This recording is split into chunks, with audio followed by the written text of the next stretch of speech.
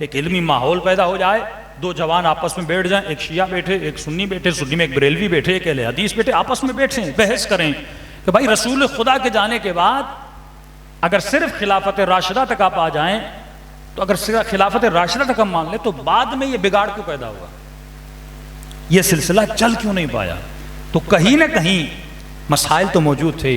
اور کیا خدا جس نے اس دین پر اصحاب بدر نے شہادتیں دیں، احد میں اتنے اصحاب رسول شہید ہوئے، جناب ختیجہ اس شعب ابو طالب میں، اتنے اصحاب بھوک کے عالم میں دنیا سے چلے گئے کہ اللہ امت کو اپنے سہارے چھوڑ دے گا کہ تم اپنے راستے پر جاؤ، میں اپنے راستے پر جاتا ہوں. تو اگر ہر صاحب عقل سوچے، لیکن آج معاشرے کا مسئلہ یہ ہے کہ پرائیورٹی دین کو ہے ہی نہیں. آج کسی کا مسئلہ دین نہیں ہے، شیعہ اپنے دین پر، سنی اپنے دین پر، مسیحی اپنے دین پر، یہودی اپنے دین پر، بت پرست اپنے دین پر. کیونکہ اگر پرائیورٹی میری دین ہو کہ میں سوچوں کہ جس راہ پہ میں چل رہا ہوں وہ راہ غلط ہے یا نہیں ہے، جب میری پرائیورٹی رہی نہیں تو میں سوچوں گا کیوں؟ آج نہ شیعہ جوان سوچ رہا ہے، آج نہ سنی جوان سوچ رہا ہے. ہمیں ان باتوں میں مزہ آتا ہے کہ کس نے کس کو ٹوک دیا، اس میں ہم خوش ہو جاتے ہیں. لیکن حق کا راستہ تلاش کیا جائے کہ فرمایا کہ میرے جانے کے بعد میری امت 73 فرقوں میں بٹ جائے گی. اہل سنت کے بہت بڑے عالم مولانا اسحاق کا نام آپ نے سنا ہے، فرماتے ہیں مجھے حیرت لگتی ہے اگر کوئی مسلم یہ روایت پڑھے اسے رات کو سکون سے نیند کیسے آتی ہے کہ میری امت 73 فرقوں میں بٹے گی، ایک فرقہ جنتی ہوگا، 72 فرقے گمراہی میں جائیں گے. اسے رات کو نیند کیسے آتی ہے، یہ سکون سے سو کیسے جاتا ہے، یہ سوچتا کیوں نہیں کہ میں فرقہ حقہ بھی ہوں کہ نہیں ہوں. تو دین ہدایت انسان کو ملتی ہے جب انسان سوچتا ہے، اور جب سوچتا ہے تو سوچ میں تعصب نہیں ہونا چاہیے، وہ ہدایت کی تلاش میں نکلنا چاہیے. صلوات پڑھے محمد و آل محمد.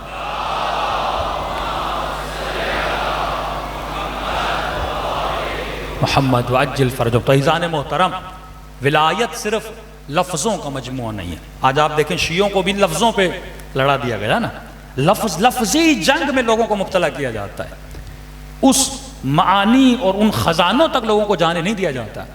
جنگ ہونی چاہیے تو کردار کی جنگ ہونی چاہیے. ایک مومن دوسرے مومن سے اس بات پہ لڑے کہ مولا علی نمازی تھے تو نماز کیوں نہیں پڑھتا. ایک مومنہ دوسری مومنہ سے اس بات پہ لڑے کہ سیدہ زینب کے سر پہ چادر تھی، تیرے سر پہ چادر کیوں نہیں. ایک باپ اپنے بیٹے سے اس لیے لڑے کہ میرے لال حرام کا رزق گھر میں تو کیوں لا رہا ہے، تو حرام نگاہوں مبتلا کیوں ہے. لیکن جھگڑا اس بات پہ نہیں ہے، ہم صرف لفظی جنگ میں مبتلا ہے جس لفظ سے کوئی فائدہ نہیں ہے، اصل حقیقت لفظ ہے. ورنہ لا الہ الا اللہ کیا سعودیوں نے نہیں پڑھا، محمد رسول اللہ کیا طالبان نے نہیں پڑھا، کیا داعش نے کلمہ نہیں پڑھا تھا، کیا مسیحیوں نے لا الہ الا اللہ نہیں پڑھا، کیا یہودیوں نے لا الہ الا اللہ نہیں پڑھا، وہ بھی کلمے کے قائل ہیں. لیکن اصل سوال یہ ہے جو جنگ ہے وہ جنگ کردار ہے.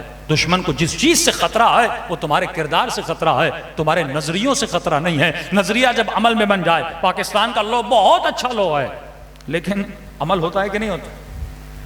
شرط ہے کہ پاکستان کا پریزیڈنٹ ہو یا پرائم منسٹر ہو، آرٹیکل 6 کا اتنا جھگڑا تھا کہ وہ عادل ہونا چاہیے. عادل کا مطلب کیا ہے؟ فقہ میں، شریعت میں پیش نماز کیا ہونا چاہیے؟ شیعوں میں عادل ہونا چاہیے. امام کے لیے شرط کیا ہے؟ عادل ہونا چاہیے. ممبر پر آنے والے کے لیے شرط کیا ہے؟ عادل ہونا چاہیے. عادل کا مطلب کیا ہے؟ عادل کی ڈیفینیشن کیا ہے؟ شریعت میں عادل کی تعریف کیا ہے؟ عادل اسے کہا جاتا ہے جسے عوام نے گناہ کبیرہ کرتے ہوئے نہ دیکھا ہو. یہ سمپل سی ڈیفینیشن ہے عادل کی. اب بتائیے کون سا وزیر اعظم ہے جس نے گناہ کبیرہ نہ کیا ہو، جس نے ملأ عام پر، یعنی اگر پرسنلی گناہ کرتا ہے تو ہمارا اس سے لینا دینا نہیں ہے، لیکن عوام کے سامنے اس کا چہرہ، اس کی شہرت اچھی جانی جاتی ہو. مثلا اپنے محلے میں چلتا ہے، اس لیے مولا فرماتے ہیں اگر اپنی بیٹی کی شادی بھی کرواؤ تو اس کے محلے میں جاؤ، 4 دکانداروں سے پوچھو کہ فلاں جوان کا رہن سہن آپ کے ساتھ باتیں کیسی ہیں. اگر لوگوں کے ساتھ اس کا اخلاق اچھا ہے تو یہ اس قابل ہے کہ تم اسے اپنی بیٹی دو.